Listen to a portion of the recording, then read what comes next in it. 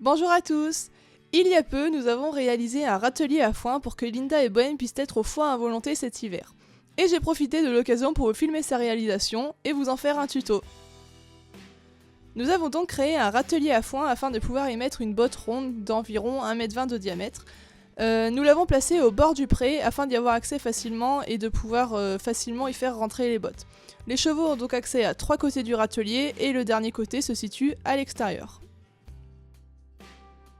Voici la liste du matériel que nous avons utilisé. 17 planches assez épaisses d'1,80 m, 4 poteaux d'environ 2,50 m de haut, mais il en faut 2 qui soient légèrement plus grands que les autres pour que le toit puisse avoir une légère pente et donc faciliter l'écoulement de l'eau. Il vous faudra également des palettes, des plaques pour couvrir le toit, donc nous on a utilisé de la tôle, des lithos pour fixer cette plaque, un filet à foin pour mettre sur la botte et rester jusqu'à la fin de la vidéo parce que je vous dévoile mon petit bon plan à ce sujet. Et enfin il vous faudra bien évidemment tout le matériel pour fixer les planches, donc des clous, marteaux ou alors visseuses, vis, etc. Si vous avez des hommes forts et courageux qui veulent bien vous aider à construire ce râtelier, je vous le conseille parce que c'est vraiment très pratique. Une fois que tout le matériel est réuni, on va pouvoir passer à la réalisation. Tout d'abord, on a commencé par creuser 4 trous d'environ 40 cm de profondeur dans lesquels on va ensuite mettre les poteaux. Donc notre râtelier est un carré d'1,70 m, donc chaque trou doit être espacé d'1,70 m. Ensuite, on va couper 4 planches d'1,80 m si elles ne sont pas déjà découpées, et ces planches-là vont servir à fixer les poteaux entre eux. Ensuite, troisième étape, on va donc enfiler les poteaux dans les trous et clouer les planches coupées précédemment pour fixer les poteaux 2 à 2. Donc veillez à mettre les 2 poteaux plus grands à côté afin de pouvoir créer la pente pour l'écoulement de l'eau sur le toit. Une fois que les 4 poteaux sont fixés ensemble en bas, donc vous pouvez bien évidemment reboucher les trous et bien tasser. Et ensuite, on va faire de même en haut. Donc forcément, il y aura 2 planches qui seront 2 biais afin de pouvoir y poser la tôle et qu'elle puisse être en pente. Maintenant que la structure est faite et que tous les poteaux tiennent ensemble, on va s'occuper des 3 côtés qui sont dans le pré. On va donc fixer sur chaque côté une planche au niveau du poitrail de votre ou vos chevaux. Donc il faut qu'ils puissent passer la tête par-dessus et accéder au fond du râtelier sans pour autant pouvoir mettre leurs jambes à l'intérieur. Donc la taille va varier en fonction du plus petit individu de votre pré, parce que forcément si vous avez des chevaux de trait ou des Shetland, et ben forcément ce sera pas la même dimension. Après avoir fixé cette première planche, on va venir remplir l'espace qu'il y a du coup entre cette planche et le sol en y clouant 2 planches espacées de plusieurs centimètres. Donc nous on a mis que 2 planches parce que ça suffisait, parce qu'il n'y avait pas beaucoup de hauteur, mais si vous avez très grands chevaux et que vos planches sont plus espacées, forcément vous aurez peut-être besoin de mettre plus de planches. Ensuite, une fois qu'on a fixé toutes les planches, on est venu rajouter des renforts en chaque milieu afin de consolider la structure. Une fois que ça c'est fait, vous pouvez remplir le fond de votre râtelier de palettes sur lesquelles on posera le foin. Voilà, ça permettra que le foin ne soit pas en contact avec le sol et donc qu'il ne pourrisse pas. Enfin, sur le côté extérieur, nous on a fixé 2 fers à cheval qui dataient de l'époque où Linda était encore ferrée, pour pouvoir simplement fermer avec un petit rondin de bois qu'on glisse à l'intérieur.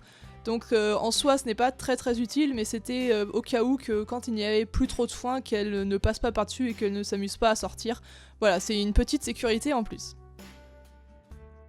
Et une fois qu'on a terminé toute la structure, on a fixé la tôle à l'aide des lithos sur le toit.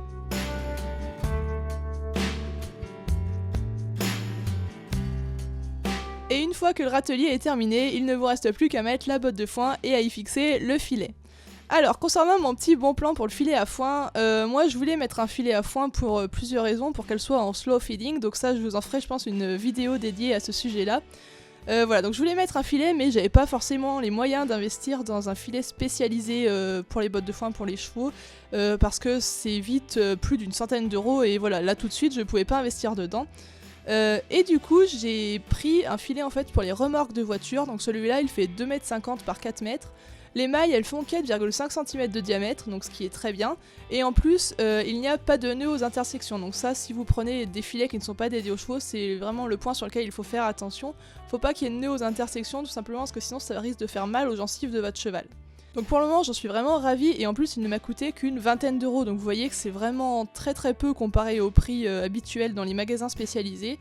Après peut-être qu'il durera un peu moins dans le temps, mais franchement pour le prix, moi je vous le conseille vraiment. Donc moi celui-ci je l'ai commandé sur Amazon, voilà en une semaine je l'ai reçu, donc je vous mets le lien dans la barre d'infos si jamais ça vous intéresse. Et sinon revenons à nos moutons, pour le fixer, on l'a donc tendu et attaché en fait à la troisième planche, donc à la dernière planche à laquelle on avait accès. On l'a fixé à l'aide des ficelles qu'on a récupérées en fait sur la botte de foin et donc on l'a tendu comme ça par-dessus le foin. Donc comme vous pouvez le voir là on a un petit peu plus galéré parce qu'en fait on a reçu le filet après avoir mis la botte, donc elles avaient déjà bien entamé et bien éparpillé le foin. Mais je pense que si vous le mettez directement quand votre botte est encore propre et encore en état, ce sera plus simple. J'espère que ce tuto vous aura plu parce que franchement nous on est vraiment ravis de notre réalisation. Linda et Bohème sont super contentes parce qu'elles sont en foin à volonté. Le fait qu'il y ait un filet ça permet à Linda de ne pas se gaver parce que Linda c'est quand même une ponette qui a un peu tendance à l'embonpoint. Du coup voilà, ça va permettre de ne pas se gaver, de manger doucement et de bien assimiler les nutriments dont elle a besoin. Et en plus, comme avant elles n'étaient pas au foin à volonté, tous les soirs on venait et on leur donnait une grosse ration de foin. Et du coup pour nous aussi c'est plus pratique parce qu'on n'a pas tous les soirs à aller se mettre dans le foin et à leur donner leur ration. Donc tout le monde y trouve son compte et franchement on est super contents. J'espère que cette vidéo vous aura plu et vous aura aidé. Si jamais vous venez à réaliser aussi ce râtelier pour vos chevaux, n'hésitez pas à le partager ensuite sur les réseaux ou à m'envoyer un message, un mail, etc. pour que je puisse voir, parce que ça fera toujours plaisir de voir ce que vous avez fait. Si vous en avez besoin, vous pouvez télécharger les plans du râtelier dans la barre d'infos. Voilà, je vous ai fait un article sur le blog où il y a les plans à télécharger et à imprimer si vous le souhaitez. Sur ce, cette vidéo est terminée. Je vous souhaite à tous de passer une bonne journée ou une bonne soirée. Plein de caresses à vos loulous et moi je vous dis à bientôt. Salut!